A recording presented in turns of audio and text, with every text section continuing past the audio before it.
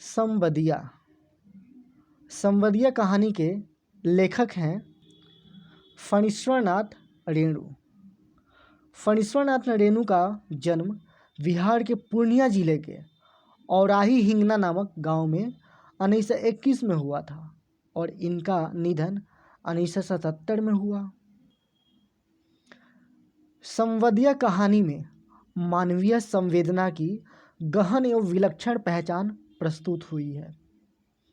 असहाय और सहनशील नारी के मन के कोमल तंतु की, उसके दुख और करुणा की, पीड़ा और यातना की ऐसी सूक्ष्म पकड़ रेणु जैसे आत्मा के शिल्पी द्वारा ही संभव है।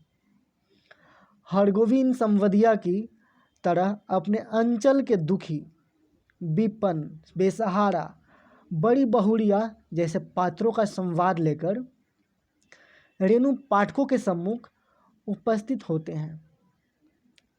रेणु ने बड़ी बहुरिया की पीड़ा को, उसके भीतर के हाहाकार को संवदिया के माध्यम से अपनी पूरी सहानुभूति प्रदान की है। लोक भाषा की नींव पर खड़ी संवदिया कहानी पहाड़ी झरने की तरह गतिमान है। उसकी गति, लय, प्रवाह, संवाद और संगीत पढ़ने वाले के रोम रोम में झंकृत होने लगता है।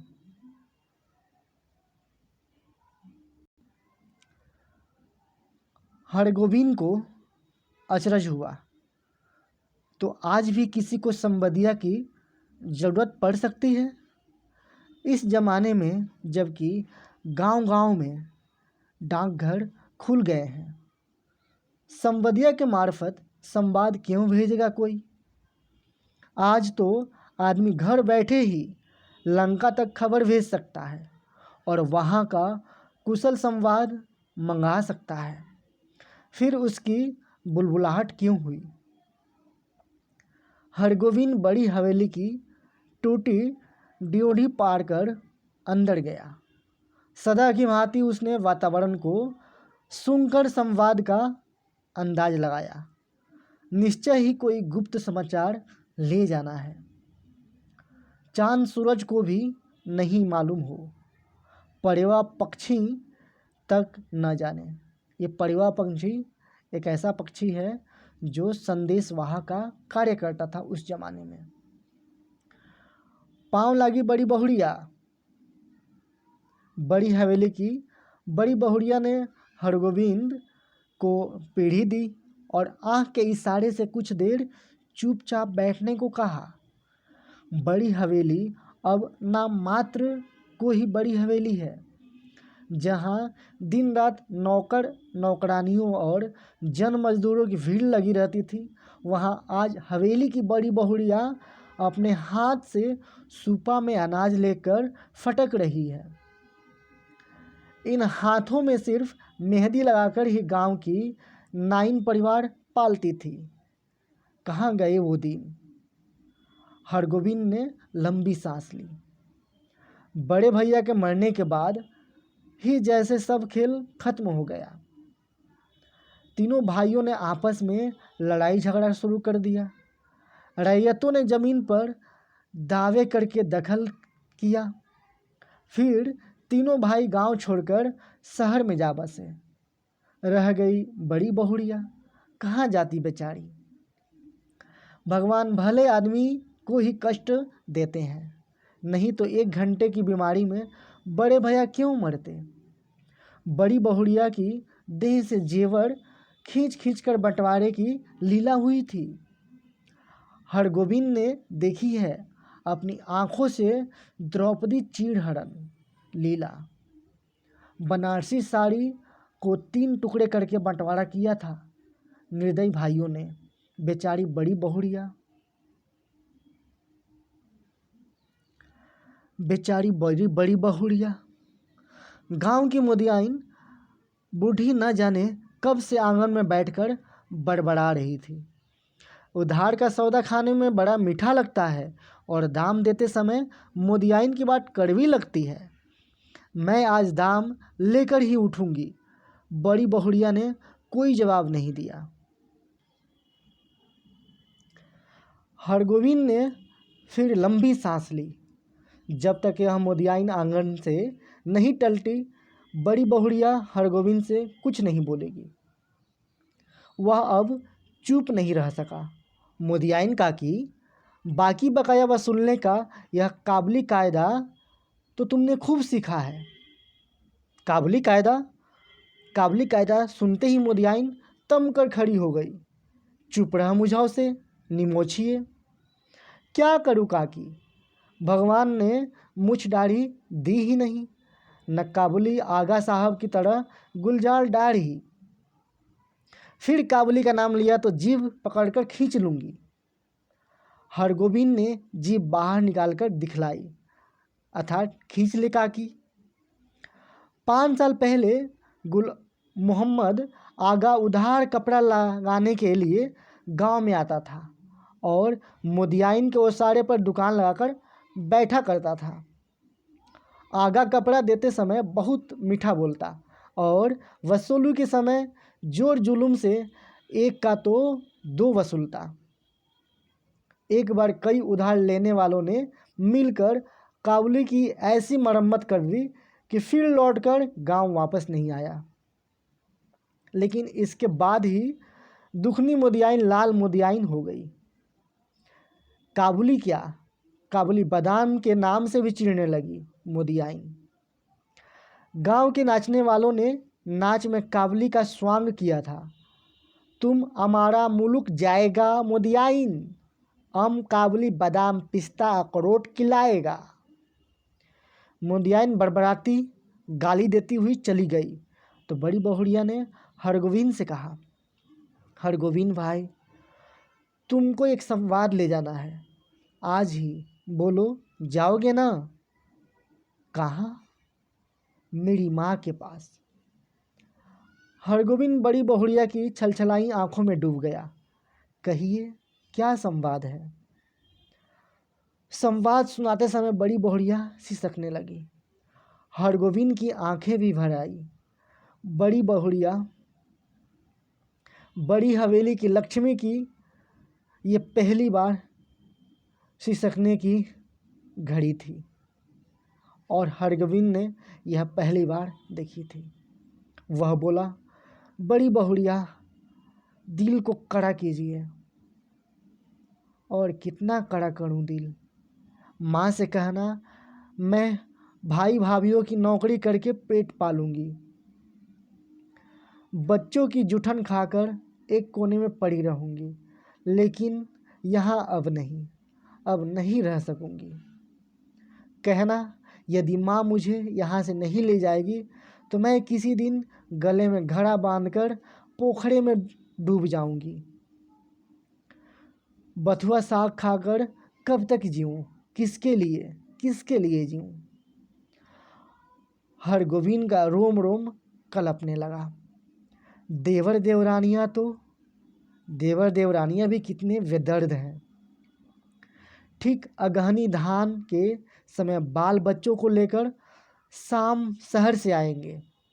10-15 दिनों में कर्ज उधार की ढेरी लगाकर वापस जाते समय 2-2 मन के हिसाब से चावल चूड़ा ले जाएंगे। फिर आम के मौसम में आकर हाजिर, कच्चा पक्का आम तोड़कर बोरियों में बंद करके चले जाएंगे।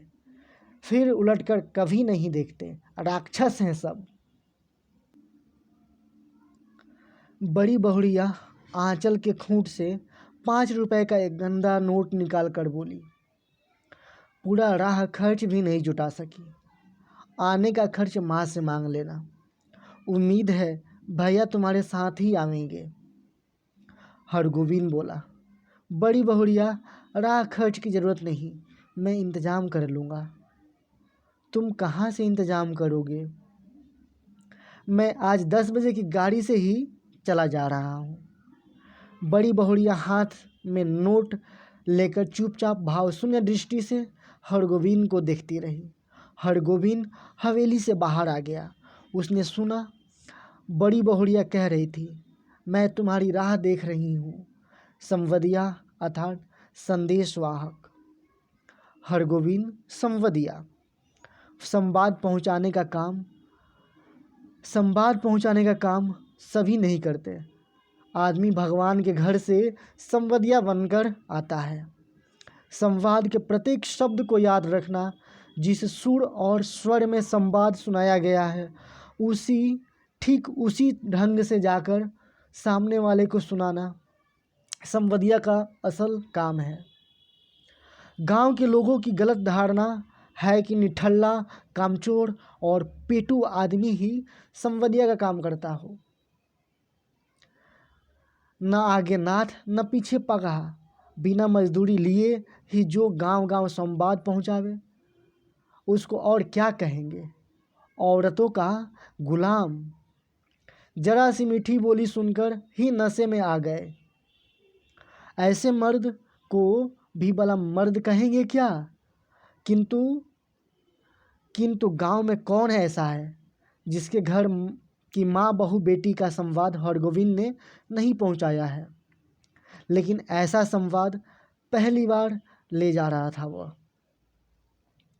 गाड़ी पर सवार होते ही हरगोविंद को पुराने दिनों की और संवाद याद आने लगी।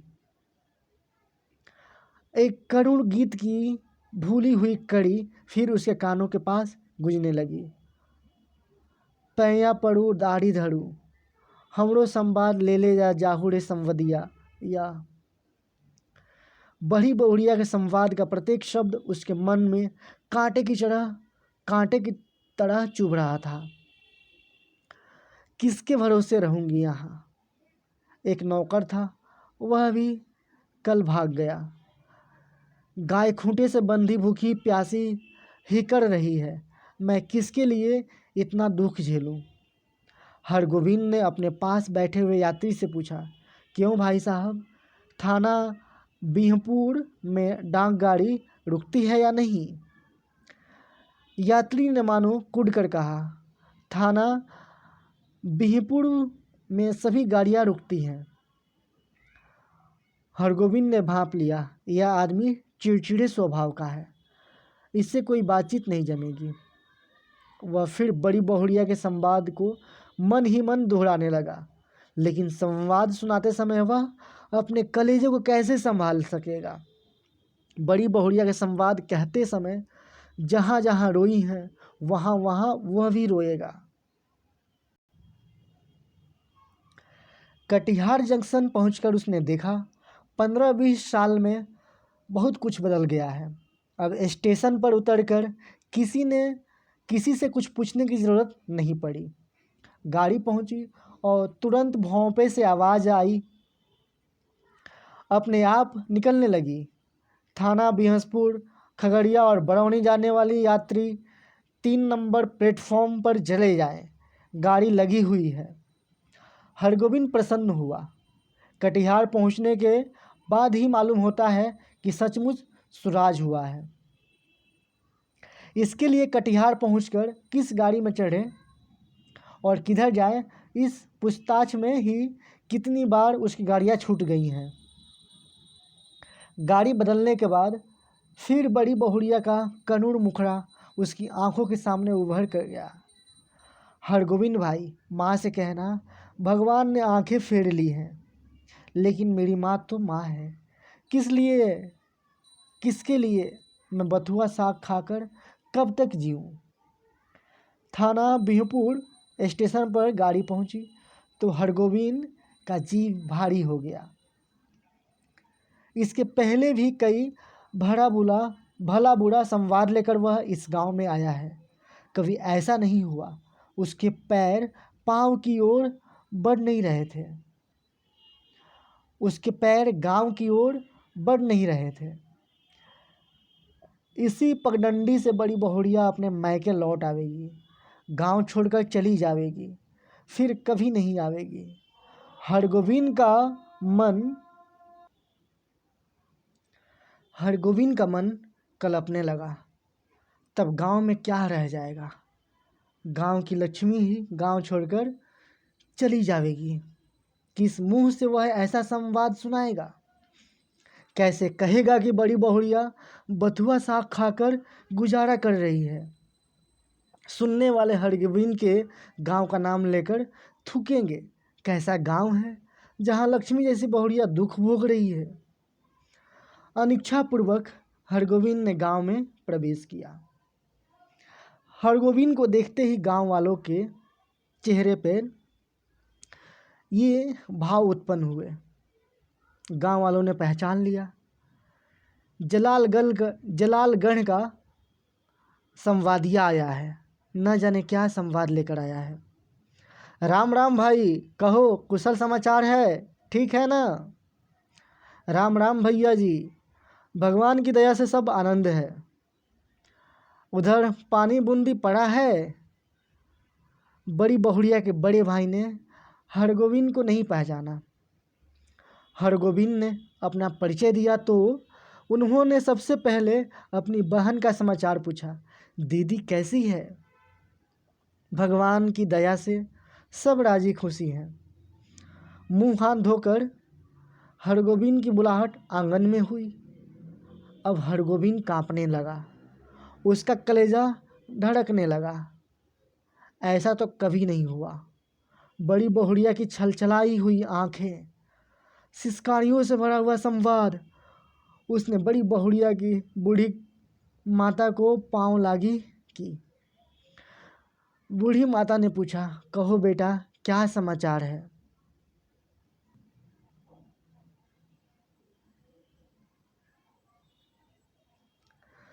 माँ जी आपके आशीर्वाद से सब ठीक है। कोई संवाद? संवाद जी, संवाद तो कोई नहीं जी। मैं कल सिरसिया गांव आया था तो सोचा कि एक बार चलकर आप लोगों का दर्शन कर लूं। बूढ़ी माता हरगोविंद की बात सुनकर कुछ उदास सी हो गई। तो तुम कोई संवाद लेकर नहीं आए हो? जी नहीं, कोई संवाद नहीं। ऐसी बड़ी बहुड़िया ने कहा कि यदि छुट्टी हुई तो दशहरा के समय गंगा जी के मेले में आकर माँ से भेंट मुलाकात कर जाऊंगी। बूढ़ी माता चुप रही। हरगोविंद बोला, छुट्टी कैसे मिले? सारी गृहस्थी बड़ी बहुड़िया के ऊपर ही तो है। बूढ़ी माता बोली, मैं तो बबुआ से कह रही थी कि जाकर दीदी को लिया आओ, यहीं रहेंगी। वहाँ अब क्या रह गया है? जमीन जायदाद तो सब चली ही गई। तीनों देवर अब शहर में जाकर बस गए हैं। कोई खोज खबर भी नहीं लेते होंगे। मेरी बेटी अकेली। नहीं माए जी, जमीन जायदाद अभी भी कुछ कम नहीं। जो है वही बहुत है। टूट सी गई है तो आखिर बड़ी हवेली ही, समांग नहीं है। यह बात ठीक है, मगर बड़ी बहुड़िया का तो सारा गांव ही परिवार है। हमारे गांव की लक्ष्मी है बड़ी बहुड़िया। गांव की लक्ष्मी गांव को छोड़कर शहर कैसे जाएगी? यूं देवर लोग हर बार आकर ले जाने की जिद करते हैं। बूढ़ी माता ने अपने हाथ हरगोविंद को जलपान ला कर दिया। पहले थोड़ा जलपान कर लो बबुआ। जलपान करते समय हरगोविंद को लगा बड़ी बहुड़िया दलान पर बैठी उसकी राह देख रही है, भूखी प्यासी। रात में भोजन करते समय भी बड़ी बहुड़िया मानो सामने आकर बैठ गई है। कर्ज उधार अब कोई देते नहीं। एक पेट तो कुत्ता भी पालता है, लेकिन मैं माँ से कहना। हरगोविंद ने थाली की ओर देखा। दाल भात, 3 किस्म की भाजी, घी, पापड़, अचार। बड़ी बहुड़िया बथुआ साग उबालकर खा रही होगी। बूढ़ी माता ने कहा, क्यों बबुआ, खाते क्यों नहीं? माँ जी, पेट भर जलपान तो कर ही लिया है। अरे जवान आदमी तो 5 बार जलपान करके भी 1 थाल भात खाता है। हरगोविंद ने कुछ नहीं खाया, खाया ही नहीं गया। संवदिया डट कर खाता है और अफड़ कर सोता है, किंतु हरगोविंद को नींद नहीं आ रही है। उसने क्या किया, क्या कर दिया? वह किस लिए आया था? वह झूठ क्यों बोला? नहीं, सुबह उठते ही वह बूढ़ी माता को बड़ी बहुड़िया की सारी संवाद सही अक्षरशः सुना देगा। माँ जी, आपकी इकलौती बेटी बहुत कष्ट में है। आज ही किसी को भेजकर बुलवा लीजिए, नहीं तो वह सचमुच कुछ कर बैठेगी। आखिर किसके लिए वह इतना सहेगी? बड़ी बहुड़िया ने कहा है कि भाभी के बच्चों की जुठन खाकर वह एक कोने में पड़ी रहेगी। रात भर हरगोविंद को नींद नहीं आई। आँख के सामने बड़ी बहुड़िया बैठी रही, सिसकती रही, आंसू पोंछती रही। सुबह उठकर उसने दिल को कड़ा किया। वह संवदिया है, उसका काम है सही सही संवाद पहुंचाना। वह बड़ी बहुड़िया का संवाद सुनाने के लिए बूढ़ी माता के पास जा बैठा। बूढ़ी माता ने पूछा, क्या है बबुआ, कुछ कहोगे? माँ जी, मुझे इस गाड़ी से वापस जाना होगा, कई दिन हो गए हैं। अरे इतनी जल्दी क्या है, एक आध दिन रहकर मेहमानी कर लो। नहीं माई जी, इस बार आज्ञा दीजिए। दशहरा में मैं भी बड़ी बहुड़िया के साथ आऊँगा, तब डटकर 15 दिनों तक मेहमानी करूँगा। बूढ़ी माता बोली, ऐसी जल्दी थी तो आए ही क्यों? सोचा था बिटिया के लिए दही चूड़ा भेजूंगी, सो दही तो नहीं हो सकेगा आज। थोड़ा चूड़ा है बासमती धान का, लेते जाओ। चूड़ा की पोटली बगल में लेकर हरगोविंद आंगन से निकला तो बड़ी बहुड़िया के बड़े भाई ने पूछा, क्यों भाई, राह खर्च तो है ना? हरगोविंद बोला, भैया जी आपकी दुआ से किसी बात की कमी नहीं है। स्टेशन पहुंचकर हरगोविंद ने हिसाब किया, उसके पास जितने पैसे हैं उससे कटिहार तक का टिकट ही खरीद सकेगा वह। और यदि चवन्नी नकली निकली तो सैमपुर तक ही। बिना टिकट के वह एक स्टेशन भी नहीं जा सकेगा। डर के मारे उसके देह का आधा खून सूख गया। गाड़ी में बैठते ही उसकी हालत अजीब हो गई। वह कहाँ आया था, क्या करके जा रहा है? बड़ी बहुड़िया को क्या जवाब देगा? यदि गाड़ी में निर्गुण गाने वाला सूरदास नहीं आता तो न जाने उसकी क्या हालत होती। सूरदास के गानों को सुनकर उसका जी स्थिर हुआ। थोड़ा ऐसा था, किया हो रामा, किया हो रामा, महिरा को सुख सपन भयो अब। देश पिया को डोलिया चली, देश पिया को डोलिया चली। भाई रो मती यही कर्म की गति, भाई रो मती यही कर्म की गति। सूरदास चला गया तो उसके मन में बैठी हुई बड़ी बहुड़िया फिर रोने लगी। किसके लिए इतना दुख सहूं? 5 बजे भोर में वह कटिहार स्टेशन पहुंचा। भोंपे से आवाज़ आ रही थी, बैलगाड़ी।